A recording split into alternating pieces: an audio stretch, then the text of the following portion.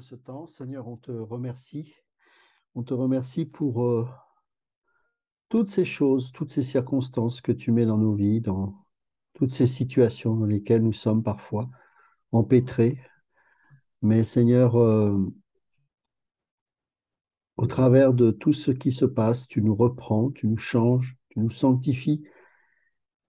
Et tout cela, et c'est ça qui est extraordinaire pour nous, fait partie de ton plan divin. Tu déroules ton plan, rien ne t'échappe. Et rien ne te surprend. Ce plan se déroule de manière parfaite parce que tu en es l'auteur et que tu es le maître de toutes ces situations. Et bien que parfois nous sombrons, bien que parfois nous commettons des erreurs, eh bien tout cela concourt au bien de ceux qui t'aiment parce que c'est l'occasion pour nous de nous repentir, de changer et surtout de grandir. Seigneur, nous voulons vraiment sortir de tous ces clivages, de tous ces carcans dans lesquels non pas l'ennemi, mais parfois nous-mêmes, nous pouvons nous mettre si facilement, en oubliant que l'essence même de la vie, c'est Christ. Combien de fois beaucoup de gens peuvent dire, tu es non pas une religion, mais une relation. Et même ça, c'est faux parce que tu sais que le mot religion veut dire de relier les gens ensemble pour te louer, pour t'adorer. Mais nous sommes fatigués de tous ces ismes, de tous ces moi je suis de Paul, moi je suis Mm. de Céphas. Et j'ai envie de te dire, Seigneur, ce soir, moi je suis de Jésus et de personne d'autre. Seigneur, apprends-moi l'amour, que tu me donnes la fermeté du bâton de Moïse lorsque c'est nécessaire, mais aussi la tendresse et la douceur de la colombe pour ceux et celles que tu as choisis et que tu aimes au prix de ta vie. Seigneur, aide-moi à prendre conscience que chaque mot est pesé devant ton trône, que chaque attitude est pesée et que, Seigneur, ce que nous voulons par-dessus tout, c'est manifester ton cœur. Seigneur, je m'aperçois que tu es parfois si loin de nous, non pas parce que tu t'en éloignes, mais parce que nous nous en éloignons. Avec tous ces clivages, ces querelles, ces moi-je, nous oublions une chose, c'est que le moi n'a jamais été présent dans ta vie ici-bas sur terre. Parce que tout ce que tu voulais faire, c'était la volonté de ton Père. Seigneur, apprends-nous l'obéissance comme toi, tu as appris l'obéissance par les choses que tu as souffertes, nous dit la parole. Apprends-nous l'obéissance, que nous puissions dépendre non pas des intimidations des hommes, non pas de notre chair et de nos pulsions, mais de toi et de toi seul, Seigneur. Tu nous suffis, il suffit de te voir pour comprendre et apercevoir le Père. Il suffit de te vivre par ton esprit pour qu'immédiatement nous retrouvions cette source d'eau vive qui nous fait tant de bien. Seigneur, que cette parole soit percutante, non pas au travers de ma bouche, au travers de mes pensées, mais au travers de ton esprit, Seigneur. Que cela puisse briser les jougs, et même si cette parole sera dure pour certaines personnes à entendre, je ne parle pas tant ici parce que je sais que mes frères et sœurs ici présents n'auront pas ce souci, mais je pense à ceux qui entendront et verront cette vidéo et qui grinceront des dents parce que lorsque tu m'as communiqué ces choses, moi-même j'ai grincé des dents. Mais nous devons comprendre qu'en ces temps difficiles, nous devons passer à une autre dimension. Et Seigneur, si parfois nous devons perdre, eh bien, il faudra perdre encore plus pour gagner l'unité de Christ, pour comprendre que tu es bien au-delà de ce que nous pouvons penser.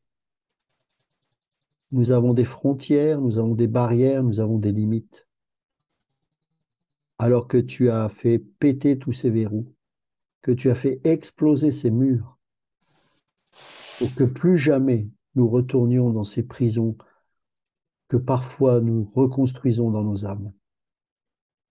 Seigneur, pardonne-nous, pardonne-moi, et que plus jamais nous nous laissions accaparés par les ismes. Seigneur, nous sommes tes enfants. Tu es notre grand frère, tu es notre maître. Et Père éternel, tu es notre Père. Et si tu nous as envoyé ton esprit, ce n'est pas pour vivre pour nous-mêmes, mais que nous puissions nous abandonner à toi et d'aimer notre prochain. Père éternel, nous t'avons prié au nom de ton Fils, bien-aimé Jésus, celui en qui tu as mis toute ton affection. Amen. Amen. Alors, ce soir, c'est Excuse-moi. particulier. Allô? Oui, Est-ce qu'on peut demander à tout le monde de couper les micros, s'il vous plaît, pour oui. éviter les bruits parasites? Merci. Alors, ce soir, ça va être très particulier parce que j'ai eu un échange avec mon frère Daniel. Coupez les micros, s'il vous plaît. Et, euh, et vraiment, je pense que, enfin, je pense, non, quand le Seigneur il est là, on le sait, mais le Seigneur était vraiment présent. Et, euh, et je crois que le Seigneur veut vraiment nous communiquer quelque chose d'important. Euh, Vous savez que j'aime la parole, vous savez que la raison même de Didaché, c'est d'apprendre à connaître la parole de Dieu. Mais parfois, on peut être dans un piège qui est de croire que nous sommes dans la vérité, et c'est vrai que la parole est la vérité. Maintenant, le problème, c'est que la manière dont nous l'interprétons n'est pas toujours vraie et bonne. La parole, oui, elle est vraie dans toute sa pureté, on est d'accord. Mais encore faut-il la saisir, cette vérité. Et le problème, c'est que lorsque parfois on a l'impression de découvrir quelque chose que les autres ne comprennent pas, plutôt que de l'exposer dans la liberté de l'esprit, eh bien, on la met dans une petite boîte. Et plutôt que de sortir cette vérité à la vue de tous et de toutes, on invite plutôt les frères et les sœurs à rentrer dans cette boîte et à y rester. C'est ça le gros problème. Ce qui fait la force de cette école, c'est sa faiblesse. C'est le fait qu'elle ne se saisit pas de grands prédicateurs, qu'elle ne fait pas la promotion d'elle-même.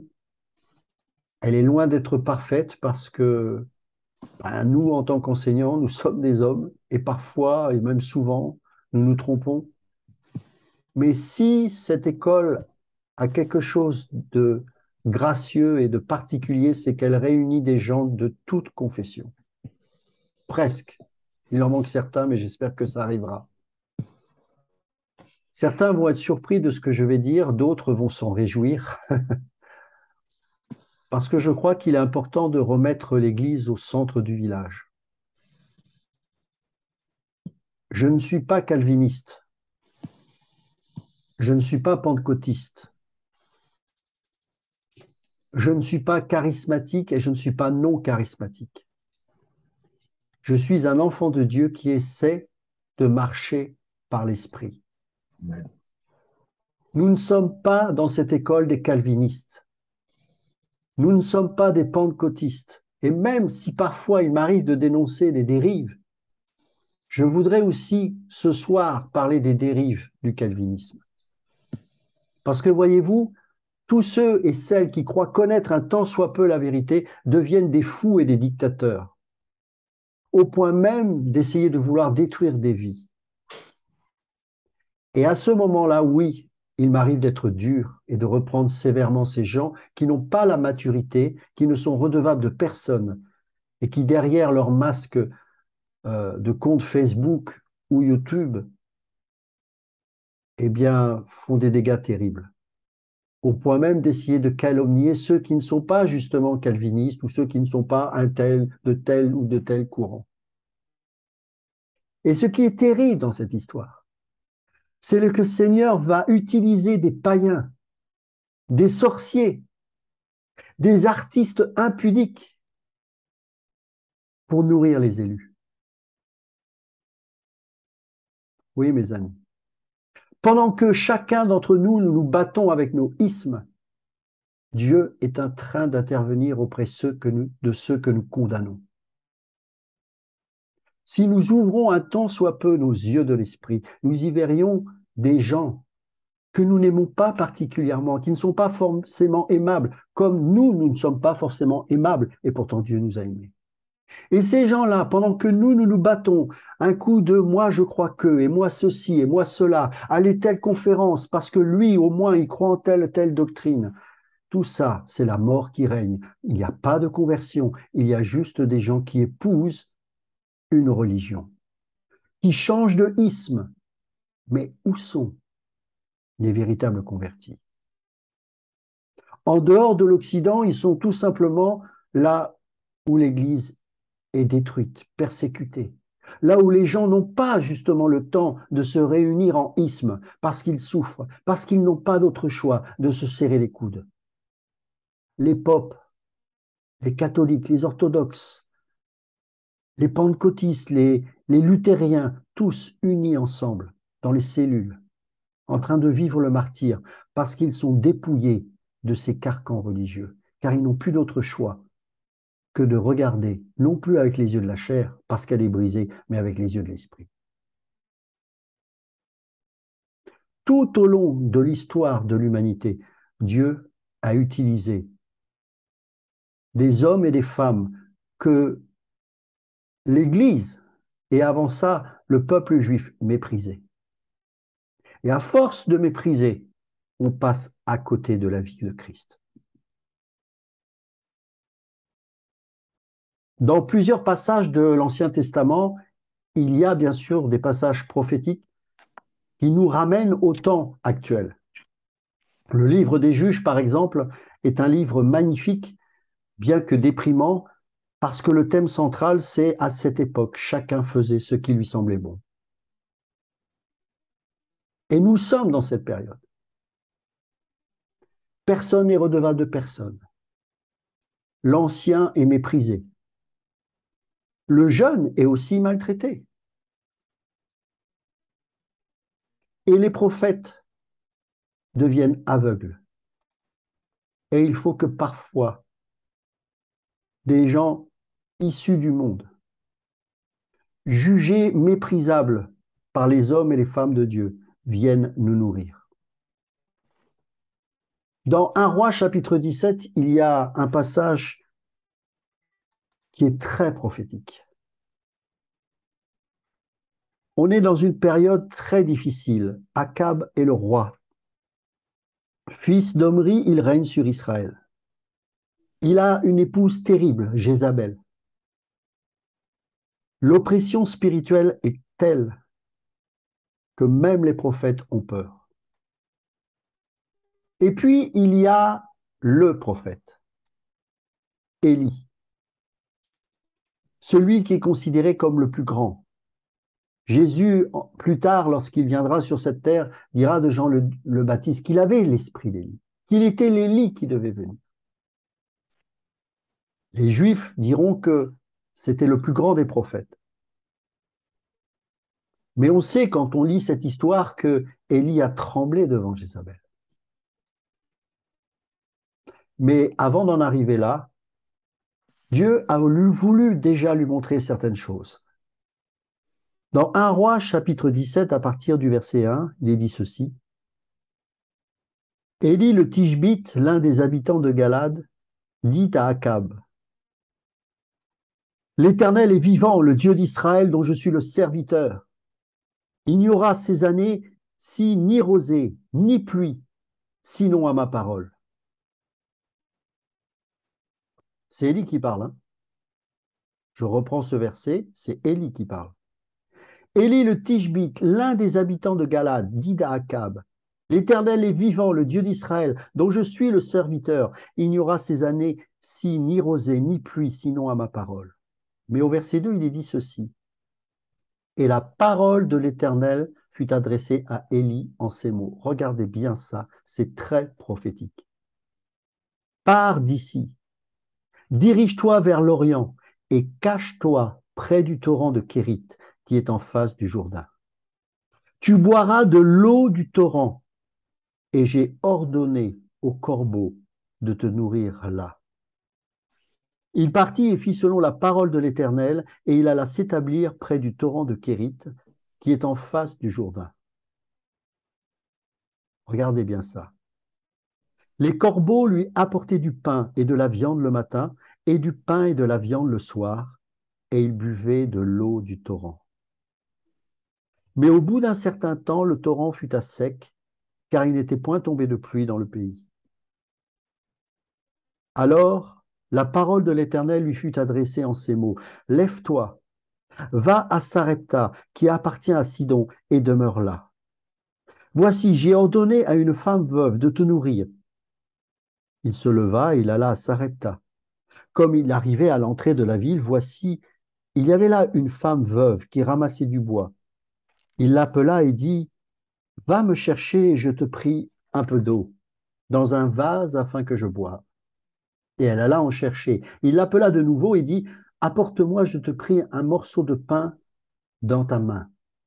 Et elle répondit: L'Éternel ton Dieu est vivant, je n'ai rien de cuit, je n'ai qu'une poignée de farine dans un pot et un peu d'huile dans une cruche. Et voici, je ramasse 2 morceaux de bois, puis je rentrerai, et je préparerai cela pour moi et pour mon fils. Nous mangerons, après quoi nous mourrons. Élie lui dit: Ne crains point, rentre, fais comme tu as dit. Seulement prépare-moi d'abord avec cela un petit gâteau, et tu me l'apporteras. Tu en feras ensuite pour toi et pour ton fils. Car ainsi parle l'Éternel, le Dieu d'Israël: La farine qui est dans le pot ne manquera point, et l'huile qui est dans la cruche ne diminuera point, jusqu'au jour où l'Éternel fera tomber de la pluie sur la face du sol. Elle alla et elle fit selon la parole d'Élie. Et pendant longtemps, elle eut de quoi manger, elle et sa famille, aussi bien qu'Élie. La farine qui était dans le pot ne manqua point, et l'huile qui était dans la cruche ne diminua point, selon la parole que l'Éternel avait prononcée par Élie. Bon, on pourrait aller plus loin parce qu'il y a d'autres passages intéressants, mais on va déjà s'arrêter là.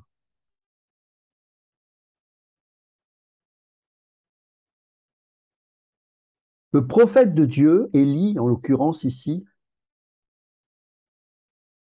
a été protégé par le Seigneur pendant ce temps de famine et de sécheresse. Et c'est très intéressant que Dieu lui parle directement en lui disant de se cacher près du torrent de Kérith. Pendant un temps, jusqu'à ce que ce torrent s'assèche, il a pu profiter de cette eau du torrent, une eau qui n'était pas stagnante, mais une eau pleine de vie. Une eau que tu ne peux pas stocker, une eau que tu ne peux mettre dans un vase. Et il fallait que cette eau coule pour garder sa pureté et pour rafraîchir le prophète. Et en plus de cela, Dieu va dire à Élie: je vais te nourrir. Je vais te nourrir d'une certaine façon, avec des oiseaux que le peuple juif avait en horreur. Car dans la parole de Dieu, le corbeau était un animal impur. Vous pourrez voir ça dans le livre de Lévitique. Ce n'est pas Israël qui a nourri Élie, parce que la parole de l'Éternel était aussi à ce moment-là rare et les prophètes peu nombreux, mais Dieu en avait caché certains. Et c'est ce qu'il lui dira plus tard, alors qu'il est en train de confondre les prophètes de Baal. Mais le Seigneur veut travailler son cœur, car il y a encore trop d'orgueil. Parce que le Seigneur veut qu'il soit une source de nourriture pour les faibles. Et l'école au travers de laquelle il va le faire passer, c'est l'école de l'humilité, mais aussi de l'humiliation. Mais comme il veut préserver l'intégrité du prophète, il le garde caché pour le protéger, mais pour ne pas ne pas le rendre honteux face à ces autres éventuels prophètes ou hommes de Dieu qui le verraient être nourri par ces oiseaux impurs. C'est Dieu, je répète, c'est Dieu qui a choisi ces oiseaux et qui, dans leur bec, auront cette nourriture de ce pain pour nourrir le prophète.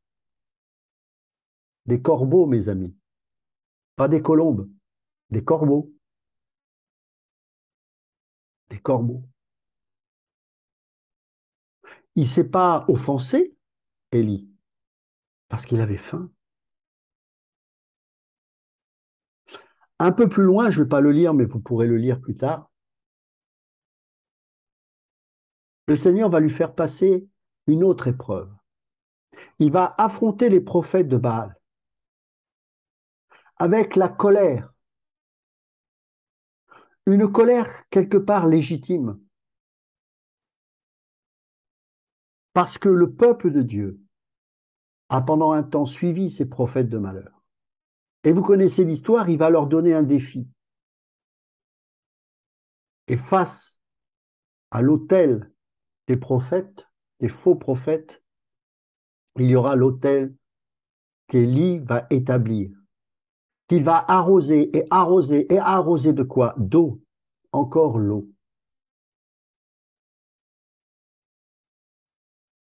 Et l'autel qui s'allumera, c'est celui-ci qui sera agréé de Dieu. On connaît l'histoire.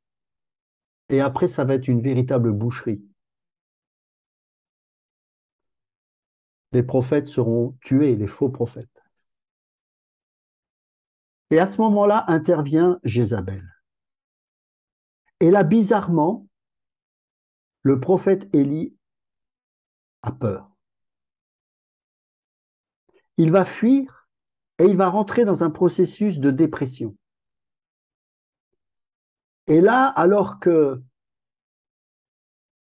il va s'arrêter, épuisé, à l'article de la mort, le Seigneur va commencer à se manifester. Il y aura une tempête, des éclairs, un tremblement de terre, mais la parole de Dieu nous dit que le Seigneur n'était pas là. Et puis, à un moment donné, il y a une petite brise légère. Et le Seigneur qui arrive comme un murmure. Et Élie dit, le Seigneur est là.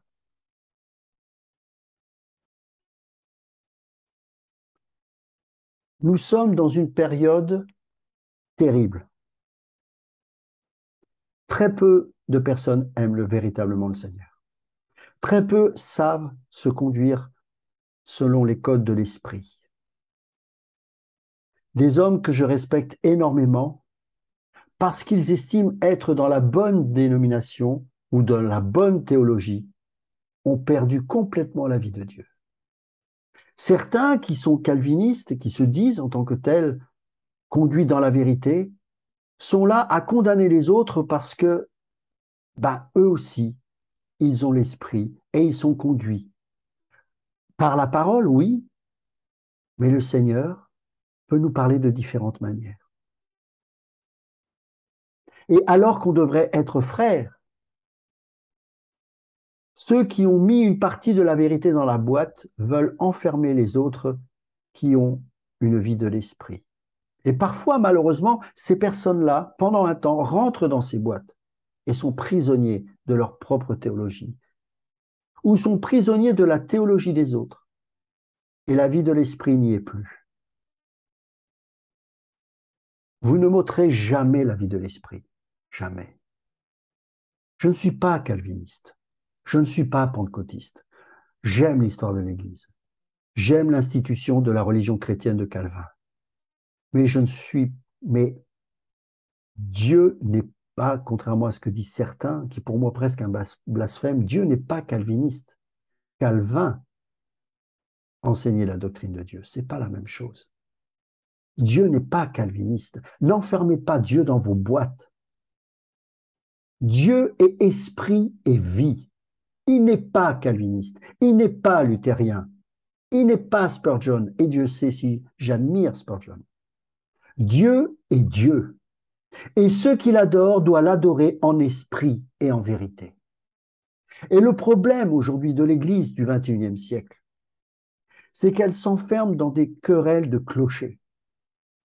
Et que lorsqu'on attaque l'élection, la prédestination, chose auxquelles je crois profondément et que j'enseigne, automatiquement, il faut mettre un nom derrière. Non. Ce que nous enseignons n'est pas un isme, c'est la doctrine de Christ. Mais tous n'ont pas le même parcours. Et il faut respecter ces choses. Et ce qui est en train de se passer aujourd'hui, c'est exactement ce que vous voyez dans ce passage d'un roi 17.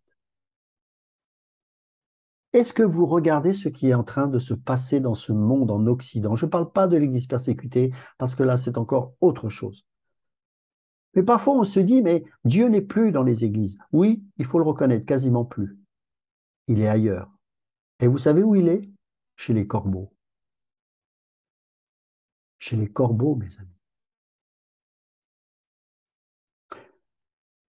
Il m'est arrivé, je ne regarde plus parce que ça m'écœure un peu, des soi-disant calvinistes qui ne pouvaient s'empêcher de condamner tel artiste parce qu'il est sataniste, de condamner tel politicien parce qu'il est sataniste. Je ne vous parle pas de gens qui sont vraiment perchés à un degré où ils sont des réprouvés. Non, je vous parle des gens qui sont des gens du monde et qui ont besoin d'entendre la bonne nouvelle. Et puis ces gens-là, sans que ce soit pour eux une gêne, déballent les noms, en oubliant que ces hommes ou ces femmes ont une famille, ont parfois des enfants. Mais on s'en fiche, on est dans la vérité. Tant pis si l'enfant de telle ou telle personne peut voir cette vidéo et se met à pleurer parce qu'on parle en méchant termes de son papa ou son maman. C'est un sataniste. Non, c'est un corbeau.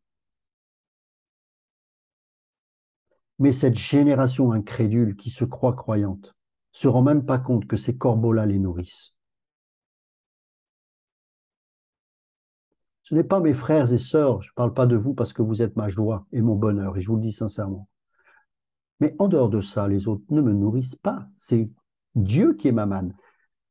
Mais ce qui me nourrit, c'est de voir ces corbeaux qui, quelque part, commencent à percevoir Christ, frayer un chemin dans leur cœur. Et la question que je me pose à moi, c'est est-ce que je suis un obstacle alors que Dieu veut tracer un chemin de grâce dans leur cœur? Est-ce que moi j'interfère en cela en condamnant ces corbeaux alors que Dieu peut parfois les utiliser pour nous nourrir? La leçon que Élie était en train d'apprendre avec le Seigneur, d'ailleurs on retrouve un peu la même chose avec le prophète Jonas, c'est qu'il manquait de grâce et de miséricorde. Pour nourrir la veuve de Sarepta, il fallait passer par là. Pour affronter Jézabel, il fallait passer par là. Le torrent, le désert et les corbeaux. Je vais parler de quelques personnes que je connais indirectement et qui, je reconnais, j'ai pu condamner. Parce que malheureusement, le pharisianisme revenant souvent au galop, eh ben, il y a quelques années de cela, j'ai jamais fait heureusement de vidéo sur ces personnes-là, mais j'aurais pu avoir cette tendance à les condamner facilement. J'ai oublié une chose, c'est que ces gens-là ne sont pas chrétiens. Comme moi, je ne l'ai pas été. Et heureusement qu'on ne m'a jamais sali alors que je n'étais pas converti. Je ne sais pas comment j'aurais réagi. Mais bon, Dieu sait toutes choses. Et j'ai pris une claque, mes amis, pendant toute cette semaine. Et mon épouse a contribué à cela, parce que s'il y a quelqu'un qui a bien compris la grâce, c'est mon épouse. Et il y a un artiste, il y a quelque temps, que vous connaissez certainement, peu importe ce qu'on en pense, hein, ce n'est pas le sujet. Il s'appelle Francis Lalanne. Et puis, bon, il a un côté impulsif. C'est quelqu'un, moi j'ai suivi quand j'étais jeune, j'aimais beaucoup l'artiste, puis j'aimais son côté un peu foubraque, un peu exalté. Voilà. J'aime bien les personnes comme ça. Et puis, il y a quelque temps de cela, il frappe à la porte de l'artiste Dieudonné. Et il se passe une chose étonnante. Pendant que les chrétiens, souvent avec une soi-disant haute moralité, sont en train de condamner ces gens-là sur Internet en disant que c'était des satanistes, pendant ce temps-là, Dieu était en train de parler à ces corbeaux que les chrétiens condamnaient. Ce Francis Lalanne est venu lui dire, Dieudo, je te demande pardon. Je te demande pardon parce que je t'ai sali, je t'ai humilié, je t'ai traité de fou, de antisémite, même si je le pensais. Mais tu vois, je suis croyant maintenant et je crois qu'il est important que je te demande pardon. Et ce que tout le monde espérait, mais n'y croyait quasiment plus à la fin, est arrivé dans le cœur de Dieudonné. Il a été tellement choqué de voir Lala lui demander pardon qu'il a dit, je crois qu'il est temps que moi aussi je demande pardon. Il a demandé pardon à sa famille, à ses enfants, et il est en train de demander pardon au peuple juif. Évidemment, c'est compliqué parce qu'il a déjà essayé d'utiliser ça pour être cynique, pour, voilà, on connaît le personnage. Mais là, bizarrement, même les rabbins ont accepté parce qu'ils ont vu qu'il se passait quelque chose. Et puis ensuite, d'autres artistes. Aux États-Unis, une personne que, bon, peut-être qu'elle l'était, j'en sais rien, que je trouvais une sportive, euh, comment on va dire ça, je pense un peu, enfin, on va dire programmée. C'était vraiment quelqu'un d'assez particulier. J'apprends qu'elle s'est baptisée il y a quelques jours de cela. Et pourquoi je vous dis ça? J'ai dit, mais il y a quelque chose qui ne va pas, mes amis. Quelque chose qui ne va pas. Nous n'avons aucun fruit. On se balance des doctrines à la tête en permanence. On crée des réseaux sociaux derrière notre canapé en cuir. On ne travaille pas de la journée, on fait 10 postes par jour. On condamne machin parce que lui, il est pentecôtiste. On condamne l'autre parce qu'il n'est pas comme on veut. Et on condamne Dieudo. Et on condamne la... Et pendant ce temps, les corpos sont en train de se demander pardon. Sont en train, je ne dis pas qu'ils sont convertis, j'en sais rien. Mais en tout cas, ils sont en train de s'approcher du Christ. Vous ne croyez pas qu'il y a quelque chose qui cloche? Vous ne réalisez pas qu'on est en train de passer à côté de la vie de Christ? La théologie, ça ne doit pas être un carcan. La théologie, c'est pas disséquer Dieu parce qu'il est mort, il est ressuscité. Christ siège à la droite de Dieu. La théologie, c'est découvrir qui est Christ, qu'est-ce qu'il a fait pour nous et combien nous étions des corbeaux, nous aussi. Mais il a pris son temps. Il a pris son temps avec nous. Et il y a une chose que j'ai toujours remarquée, j'en ai beaucoup souffert, je dis Seigneur, pourquoi tu me donnes toujours cette dureté avec les pharisiens, enfin avec certaines personnes, mais la grâce avec les autres? Et en fait, j'étais en train de comprendre que c'était l'esprit de Christ. Jésus était dur avec les pharisiens. Il leur dira, vous empêchez vos frères d'entrer dans le royaume de Dieu à cause de votre légalisme, à cause de votre comportement. Et vous ne serez jamais nourris par les corbeaux. Jamais. Jamais. Et pendant ce temps, on est là et on balance des vidéos et on se parle mal. Et ah, mais pourquoi tu me juges, frère? Ah, mais pourquoi tu dis ceci? Et à côté de ça, petit à petit, l'Esprit de Dieu est en train de toucher des milieux que nous-mêmes nous condamnons. Parce que Dieu sait qu'avec le caractère endurci et l'orgueil que nous avons, nous ne pourrons jamais toucher ces gens. Jamais. Ces gens-là ne seront jamais protestants. Ces gens-là ne seront jamais catholiques. Parce que eux, ils cherchent Christ comme nous ici présents là, nous l'avons cherché et nous le cherchons encore. Et c'est pour ça que nous aussi, si nous sommes réunis, c'est pas en tant que calvinistes, c'est parce que nous avons soif de Jésus. Mes amis, les dons ne sont pas morts avec Calvin. Les dons ne sont pas morts avec Saint Augustin. Les dons existent. La vie de Dieu existe. Ce n'est pas parce qu'il y a des faux miracles, ce n'est pas parce qu'on ne doit pas fixer notre spiritualité sur le nombre de miracles que pour autant il n'existe pas. Oui, il y a des faux miracles, mais Dieu agit encore. Dieu n'est pas mort.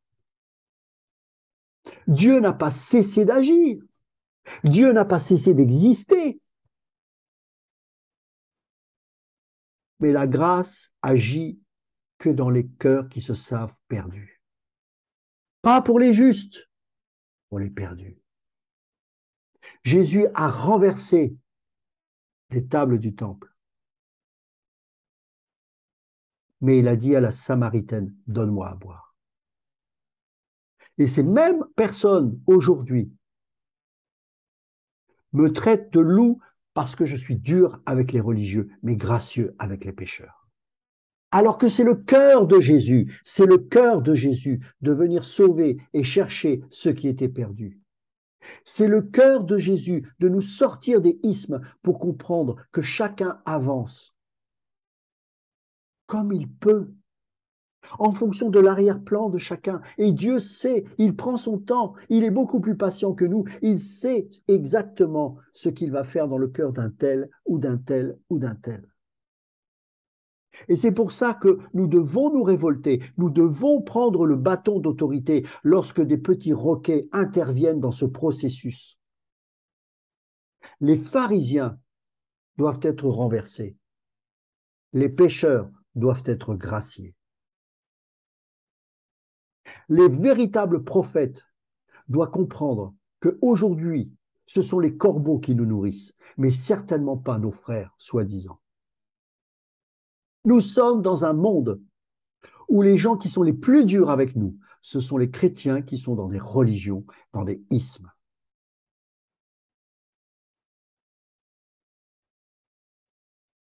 C'est le drame de l'Église, mes amis. Et c'est pour ça qu'elle doit être persécutée, cette Église d'Occident. Parce qu'il est temps que toutes ces impuretés, tout cet orgueil soient extirpés de nos vies pour que enfin l'épouse redevienne pure.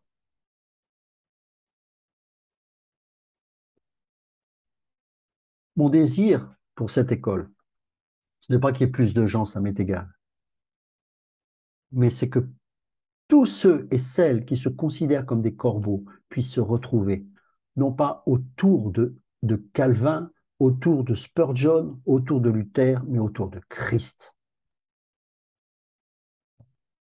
Pourquoi? Parce que dans quelque temps, je ne vous parle pas en termes d'années, mais en termes de mois, écoutez-moi bien, en termes de mois, je n'ai pas l'habitude de parler comme ça. Il va se produire des événements terribles, au point où tous les fondements charnels sur lesquels l'Église se sera appuyée vont s'écrouler totalement. Et les gens vont être complètement désemparés. Et à ce moment-là, ce seront les corbeaux qui vont nous nourrir. Et Dieu va susciter un réveil parmi les corbeaux et les pharisiens passeront à côté. Dieu ne va pas se contenter de renverser les tables, il va renverser les bâtiments. Il va renverser les colonnes de l'orgueil et de la suffisance pour que enfin les corbeaux puissent se tourner vers le Créateur de toutes choses, et y compris les corbeaux. Et seuls ceux qui auront compris cela, seuls ceux qui auront été dépouillés de tout cet orgueil religieux, pourront accepter d'être nourris par ces corbeaux. Élie avait quand même une qualité, c'est qu'il aimait Dieu et qu'il était prêt à accepter d'être nourri par les corbeaux, mais il fallait que l'Éternel lui dise.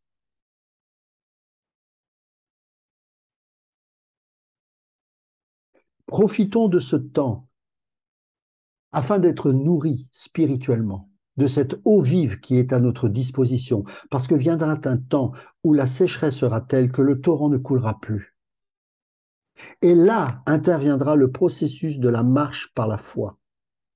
C'est-à-dire que nous devrons nourrir sans eau et sans pain ceux qui ont un peu de provision que pour eux.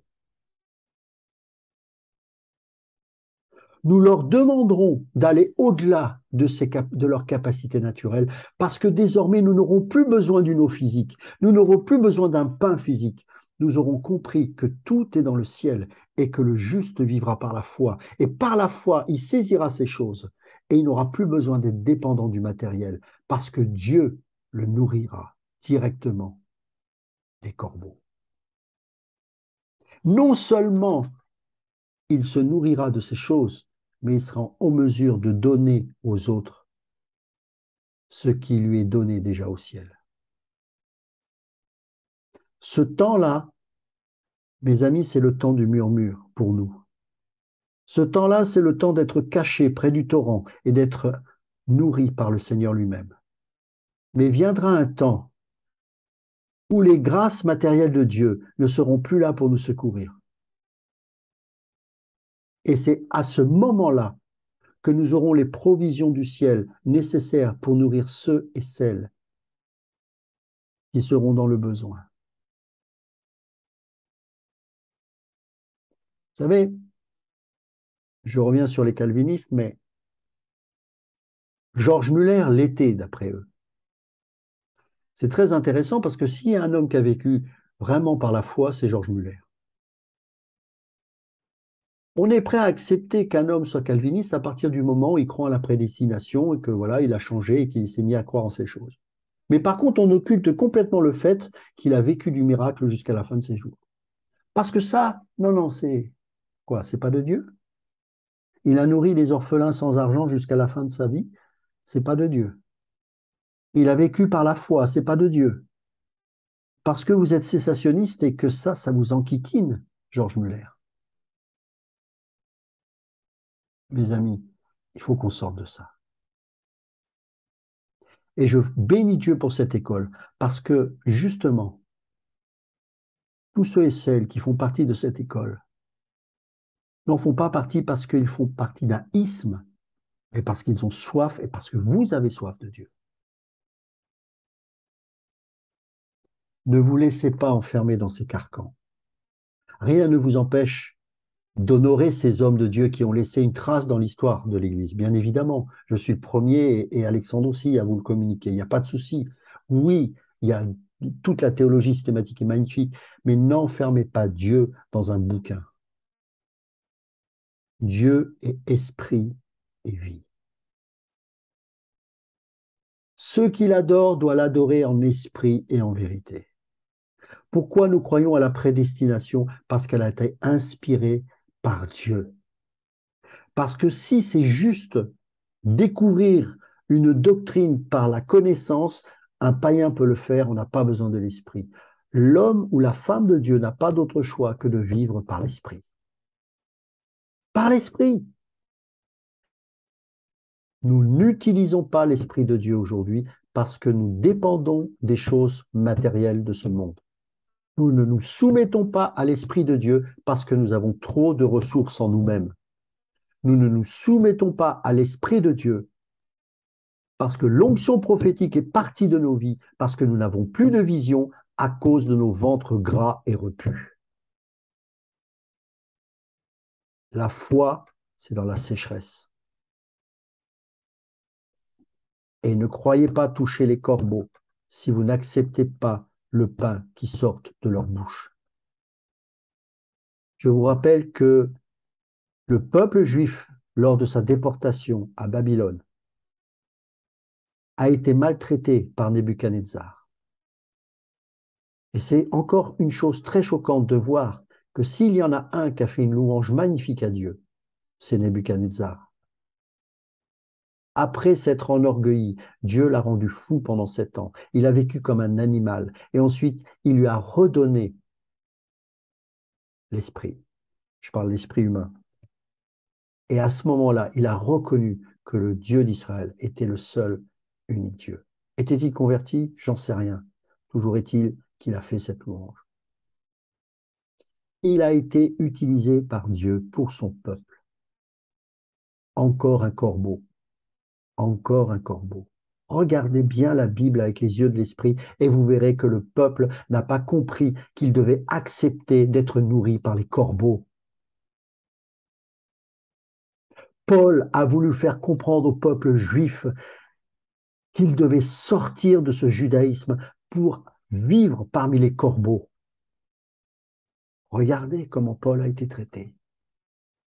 Et encore aujourd'hui, nous nous enfermons dans notre petite boîte théologique parce que nous refusons d'être nourris par ces corbeaux. Ah, parce que ce sont des gens païens. Si nous continuons comme ça, nous allons passer à côté de l'esprit. Parce que mes amis, ça va être la clé de ce soi-disant réveil. Ça va être la clé. Il ne sera pas dans ces prisons dorées parce qu'elles vont s'écrouler. Et parce que ce peuple sera comme dans la période de juge. Chacun faisait ce qui lui semblait bon. Regardez, plus personne dépend des autres, plus personne est reprenable, plus personne accepte de se faire reprendre correctement par le Seigneur parce qu'on part à côté. Chacun fait ce qui lui semble bon, mais croit être de Dieu en disant ces choses. C'est facile, c'est tellement facile de faire ça. Mais quand Dieu touche à ça et brise toutes ces tours de Babel, tu es où, Seigneur? Tu es où? Où sont mes appuis charnels? Où est mon ordinateur? Elle est où ma chaîne YouTube? Comment je vais faire? Où est ma caméra que j'utilise pour évangéliser les autres? Qu'est-ce que je fais? Mais ce que tous les frères et sœurs ont fait depuis des siècles et des siècles, adore-le en esprit, en vérité. Tu n'as pas à te justifier. Aime-le. Aime les autres. Et alors que la sécheresse viendra, alors qu'il n'y aura plus le torrent qui coulera, alors viendra le temps de la foi, où là tu interviendras pour nourrir les veuves et les orphelins. Mes amis, Dieu va faire des choses incroyables. Il va faire des choses incroyables. Ne passons pas à côté, mais ça va être les corbeaux. Dieu n'est pas venu sauver les justes, mais les pécheurs. Ceux qui se croient justes ne le sont pas en réalité, et vous le savez très bien. Dieu résiste aux orgueilleux, mais il fait grâce aux humbles. Les corbeaux que nous condamnons, les corbeaux que nous jugeons en permanence, et même nos frères et sœurs d'ailleurs, ceux qui souffrent, qu'on a du mal à aimer parce que, ah, mais je ne comprends pas, il fait encore ceci, il fait encore cela. Tout ça, ça va être balayé pour que nous puissions apprendre à vivre de l'esprit de Christ. Dieu résiste aux orgueilleux, mais fait grâce aux humbles. Il y a une volée de corbeaux qui va être touchée par la grâce de Dieu. Et parce que nous serons dénués de notre suffisance, de notre orgueil, de nos bâtiments, que nous n'aurons pas d'autre choix que d'être nourris par ces corbeaux.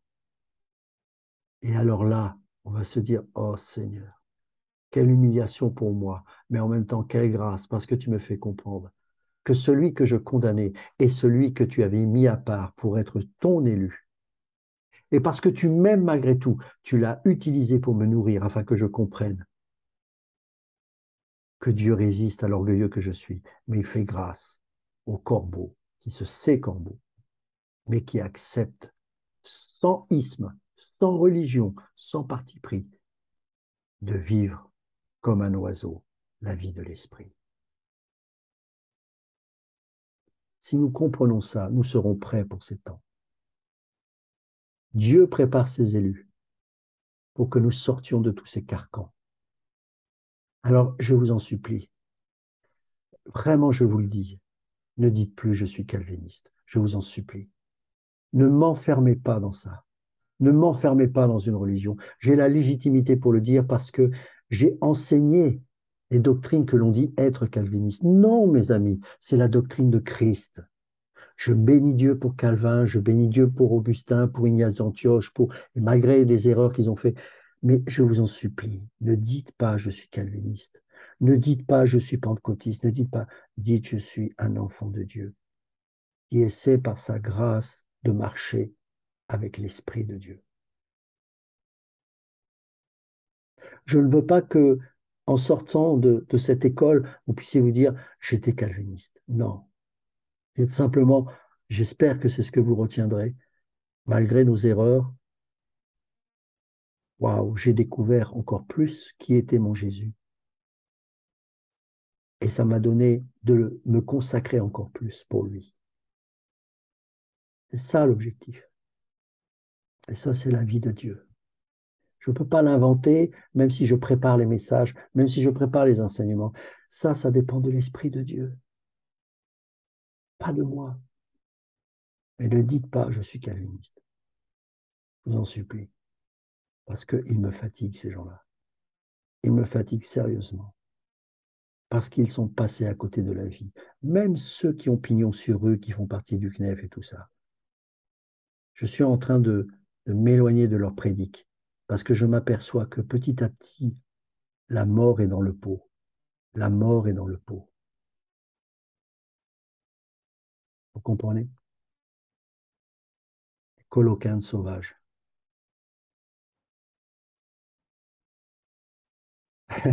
Linda, elle dit, on peut faire une école sur 10 ans, comme ça on reste tout le temps en communion. Et pourquoi pas? Mais je comprends ce que tu veux dire, Linda. Mais c'est ça qu'il faut retenir. Je vous dis ça parce que vraiment, nous avons eu un temps et je sais que Dieu nous a repris et nous a parlé en nous montrant certaines choses au travers des situations du monde. Encore une fois, je ne fais pas l'apologie de la langue, machin, c'est juste un exemple, hein. C'est pour vous montrer un peu que prophétiquement, il peut se passer. C'est-à-dire que j'ai bien peur que on passe à côté de Dieu et que, enfin, je parle en général, hein. Je ne parle pas de nous, hein. En tout cas, j'espère que non. Mais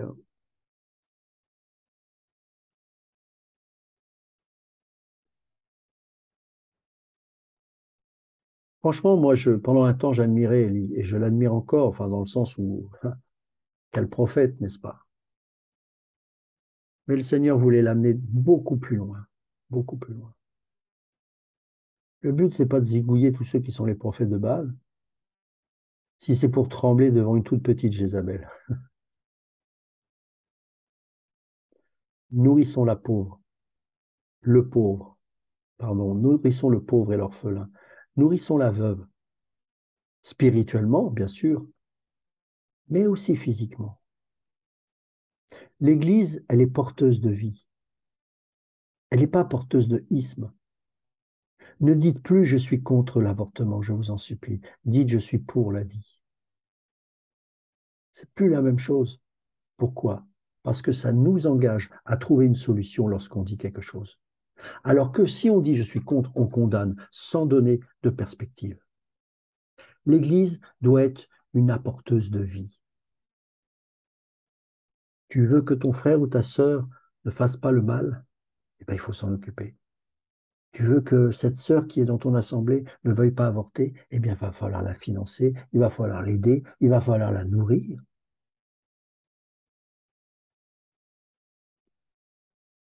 Il faut passer une autre dimension. L'Église, c'est pas s'asseoir sur un banc et écouter. Je n'ai rien contre ça. C'est biblique. Enfin, c'est biblique. Il faut bien écouter. Mais c'est un dixième de ce qu'est l'Église. L'Église, c'est une famille. L'Église, c'est une vie. J'entendais un huluberlu qui me disait l'Église de maison, c'est pas de Dieu. Mais enfin, je sais pas, mais il y a un problème. Il y a un problème. C'est ni un bâtiment, c'est ni une maison. On s'en fiche. L'Église, c'est une famille. Et on doit apprendre à s'aimer. L'Église, c'est pas les païens qui viennent voir comment ça se passe. L'Église, si tu veux faire partie de la famille, le sceau de l'esprit. Quand tu as le sceau de l'esprit, tu es intégré dans l'Église, tu fais partie de la famille. On t'aide, on te finance, on te nourrit.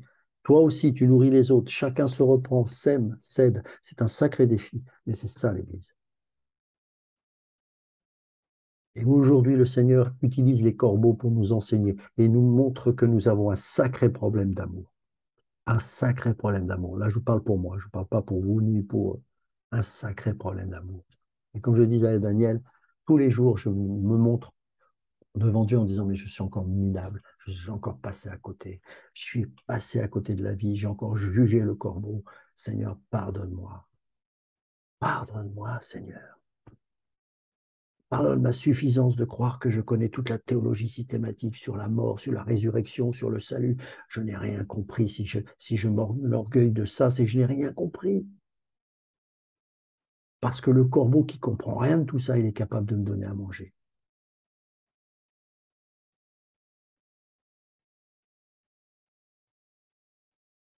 Est-ce que vous comprenez ce que je veux vous communiquer ce soir? Je vous parle aussi avec un cœur de père pour vous, parce que je ne veux pas que vous rentriez dans ce moule-là, je vous en supplie. Parce que le Dieu que nous servons est un Dieu de vie. Il est la vie. Et il nous aime. Il ne s'arrête pas à notre apparence, il ne s'arrête pas à nos petits carcans religieux tellement médiocres et misérables. Il ne s'arrête même pas à nos incapacités, à nos faiblesses. Il trace son chemin de grâce dans nos cœurs. Il enlève, parfois ça fait mal, parfois vous résistez, mais il ira au bout parce que vous faites partie de ses élus, parce qu'il vous aime. Pour que nous puissions avoir le regard de Jésus sur l'humanité. Que nous puissions avoir un cœur miséricordieux et compatissant. Il y a quelque chose que j'aime avec Jésus, c'est qu'à chaque fois que les religieux pointent du doigt une pauvre pécheresse, le Seigneur condamne ceux qui ont jugé la pécheresse et fait grâce à celle qui est considérée comme une damnée par les religieux. Où sont ceux qui t'accusent, dira Jésus aux pharisiens qui vont mettre au pied de Jésus cette femme adultère? Est-ce qu'elle était adultère? Bien sûr que oui. Et il va lui dire, va, je te libère, mais ne pêche plus. Va. Mais avant ça, il dira à ces orgueilleux que celui qui n'a jamais péché jette la première pierre. Tous ces gens des réseaux sociaux à qui j'ai parlé durement, j'étais en train de vouloir leur faire comprendre que vous qui êtes si durs sur Internet, moi, je vous démasque de vive voix. Et là, vous pleurez comme des petites filles. Parce que vous êtes en train de réaliser que votre cœur est pourri. C'est facile de traiter l'autre de sorcier derrière un écran. Et quand on vous démasque et qu'on vous reprend, vous pleurez comme des petites filles. Parce que vous n'avez pas le cœur de Jésus. Vous ne comprenez pas que Dieu aime les pécheurs. Et ceux qu'il a choisis, il fera tout. Je dis bien, il fera tout. Et il n'a pas besoin de vous. Parce que vous êtes passé à côté. Ne rentrons pas dans ces carcans religieux. Prions que le Seigneur nous garde dans l'humilité afin de ne point condamner notre frère ou notre sœur. Parce que la clé de la vie, c'est l'humilité. Et l'humilité, vous savez, on ne peut pas le produire par nous-mêmes. C'est l'affaire de Dieu. Et je crois qu'il n'y a pas plus humiliant pour un juif d'être nourri par un corbeau. Mais quand il y a la sécheresse, on n'a pas le choix. Les amis, ça va arriver. Ça va arriver. Et le Seigneur façonne ses élus pour que nous puissions prendre la béquille des corbeaux. Et nous allons commencer à voir les autres différemment, comme Christ les voit. Alors préparons-nous, prions, cherchons la relation avec le Seigneur. Étudions tous ces passages, toutes ces études sur les doctrines avec l'Esprit de Dieu. Découvrons Christ dans toutes ces choses et pas seulement une connaissance. Et vous allez être surpris de voir que même en ces temps où apparemment vous n'aurez rien, vous serez capable de nourrir la veuve. Parce qu'on n'a pas besoin d'une eau terrestre. On n'a pas besoin d'un pain terrestre. On a besoin de la manne céleste et de l'eau de la vie. N'oubliez pas qu'en plein désert, un rocher a été brisé pour abreuver le peuple de Dieu. Et ce rocher qui a été brisé, c'est Christ. Il a ouvert ses entrailles d'amour pour nous communiquer sa vie. Ne retenons pas ces torrents, n'en faisons pas des citernes où l'eau stagne et pourrit, mais que cette eau puisse nous abreuver et que le jour où cela cessera, nous puissions garder et conserver cette eau vive dans nos cœurs et continuer à ce qu'elle coule au travers de nos cœurs en la communiquant aux autres, afin qu'ils puissent eux aussi recevoir la vie éternelle. Amen. On va prier. Seigneur, je te rends grâce pour ce temps et je te remercie pour ce que tu nous montres tout simplement. Seigneur, garde-nous, je t'en supplie, garde-nous dans l'humilité. Que nous puissions être ces porteurs de vie. Seigneur, je te prie pour moi-même, afin que, Seigneur, je puisse comprendre ce que tu veux vraiment. Apprends-moi à voir, ne pas passer à côté de la vie de Dieu. Je ne veux pas mépriser le moindre corbeau que tu mets sur mon chemin. Je veux avoir ce regard prophétique sur ce corbeau, parce que toi, tu le changes en colombe. Lorsque Noé devait sonder la terre pour savoir s'il y avait une terre ferme, il envoya d'abord le corbeau, mais après ce fut la colombe. Mais les deux furent nécessaires. Seigneur, apprends-nous à voir au-delà, au-delà du miroir, au-delà du physique. Parce que lorsque tu as pris le baptême, l'Esprit est venu comme une colombe, et tu as dit, celui-ci est mon Fils bien-aimé, en qui j'ai mis toute mon affection. Béni sois-tu pour ces corbeaux, béni sois-tu pour toutes ces veuves, pour toutes ces Samaritaines que tu mets sur notre chemin. Que nous soyons durs contre les religieux, face aux religieux qui empêchent la vie de Dieu de couler, mais que nous soyons gracieux envers tous ces pécheurs que nous sommes et que nous avons été. Nous sommes juste changés par ta grâce. Amen. Merci Seigneur. Merci pour mes frères et sœurs qui sont ma famille, que j'aime et que, Seigneur, merci parce que je me sens aimé et en paix avec cette famille que tu m'as donnée. Je te prie pour que nous puissions avoir des moments de rencontre parce que c'est vrai que c'est une souffrance de ne pas se voir et on aspire à nous voir. Nous ne sommes pas des êtres numériques, nous sommes des êtres faits de chair et de sang. Seigneur, provoque des temps, des circonstances où nous allons pouvoir nous voir encore peut-être plus souvent. Mais Seigneur, crée des temps de communion fraternelle ensemble. Nous allons pouvoir chanter, prier, louer, nous aimer les uns les autres, nous soutenir, nous encourager. Seigneur, merci pour ces temps que tu annonces parce que je sais que ce sera l'occasion pour nous de vivre l'Église. Je te remets aussi Dan et Laetitia, je te remercie malgré les épreuves. Je te prie, nous te prions de les bénir. Nous les aimons malgré les calomnies. Je sais que Seigneur, ce sont des combats, mais que nous en ressortirons encore plus grands avec toi. Bénis mes frères et sœurs. Merci pour leur patience, pour leur écoute, pour leur assiduité, pour les cours. Je te demande de leur donner la grâce de pouvoir continuer et surtout d'y voir toujours Christ dans toutes ces choses. Amen. Amen.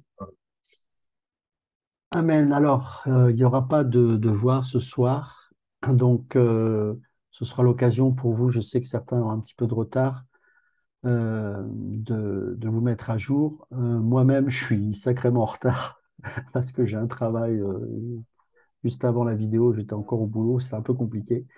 Mais bon, Dieu fait grâce. Je vais essayer de rattraper un peu tout ça ce week-end.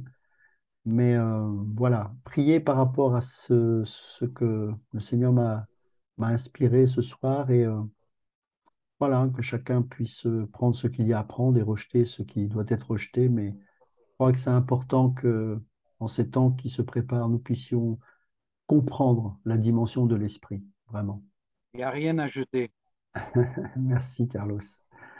Soyez bénis et à très bientôt. Si vous avez envie, après, un peu plus tard, de me parler ou d'envoyer un message, il n'y a pas de souci, n'hésitez pas. À Merci. très bientôt, je vous aime. Bonne soirée. Au revoir.